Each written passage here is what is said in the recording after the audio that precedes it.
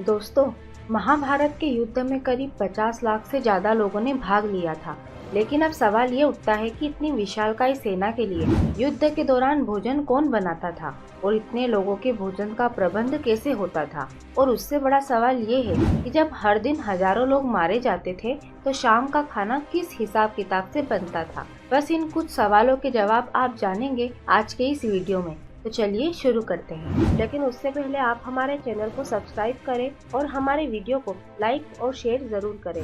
नमस्कार, स्वागत है आप सभी का विजय फलक यूट्यूब चैनल पर।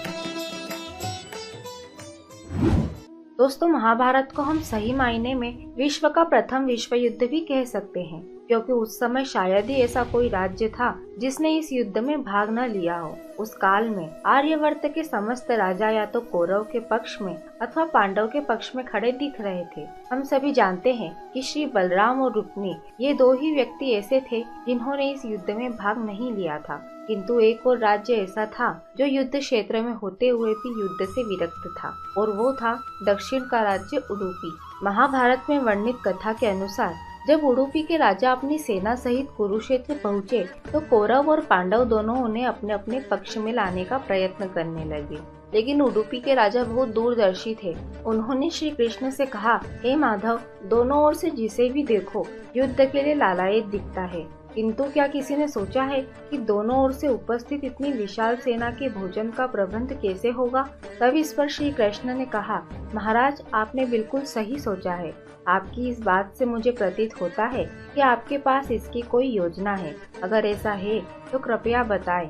उसके बाद उडुपी नरेश ने कहा, हे वासुदेव, सत्य तो यह है कि भाइयों के बीच हो रहे इस युद्ध को मैं उचित नहीं मानता। इसीलिए इस युद्ध में भाग लेने की इच्छा मेरी नहीं है। किंतु ये युद्ध अब टाला भी नहीं जा सकता। इसी कारण मेरी ये इच्छा है कि मैं अपनी पूरी सेना के साथ यहाँ उपस्थित समस्त सेना के भोजन का प्रबंध करूं। राजा की इस बात पर श्री कृष्ण ने मुस्कुराते हुए कहा, महाराज, आपका विचार अति उत्तम है।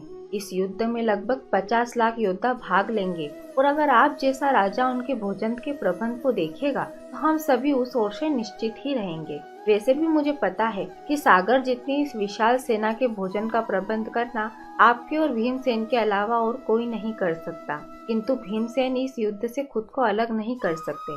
अतः मेरी आपसे प्रार्थना है कि आप अपनी सेना सहित दोनों ओर की सेना के भोजन का प्रबंध करें। इस प्रकार उडुपी के महाराज ने सेना के भोजन का प्रभार संभाला। पहले दिन उन्होंने उपस्थित सभी योद्धाओं के लिए भोजन का प्रबंध किया। उनकी कुशलता ऐसी थी कि दिन के अंत तक एक दाना अन्न का भी बर्बाद नहीं होता था। जैसे जैसे दिन बीतते गए योद्धाओं की संख्या भी कम होती गई। दोनों ओर के योद्धा यह देखकर हैरान हो जाते थे कि दिन के अंत तक उडुपी नरेश केवल उतने ही लोगों का भोजन बनवाते थे जितने वास्तव में युद्ध के बाद जीवित होते थे। किसी को समझ नहीं आ रहा था कि आखिर उन्हें ये कैसे पता चल जाता है कि आज कितने योद्धाओं की मृत्यु होगी।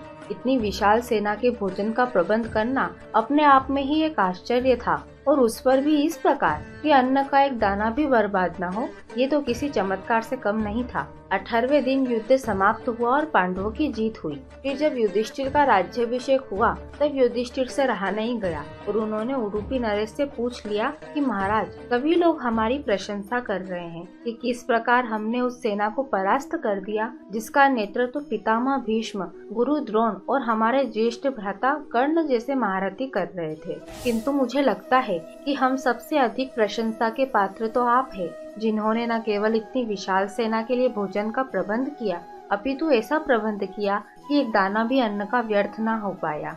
मैं आपसे इस कुशलता का रहस्य जानना चाहता हूँ। इस पर उडुपी नरेश ने कहा, सम्राट, आपने जो इस युद्ध में विजय पाई है उसका श्रेय आप किसे देंगे।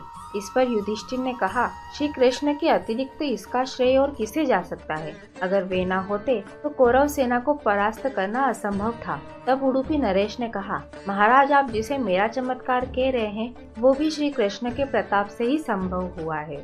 ऐसा सुनकर वहाँ उपस्थित सभी लोग आश्चर्यचकित हो गए।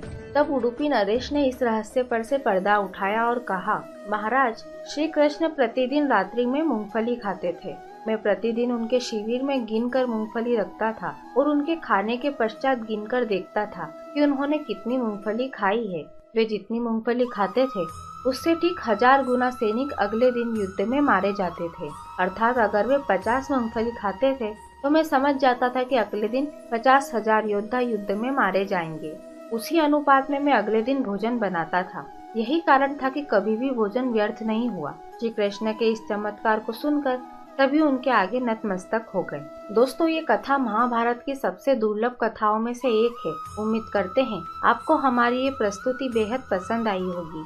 हमारे इस वीडियो को अंत तक देखने के लिए धन्यवाद।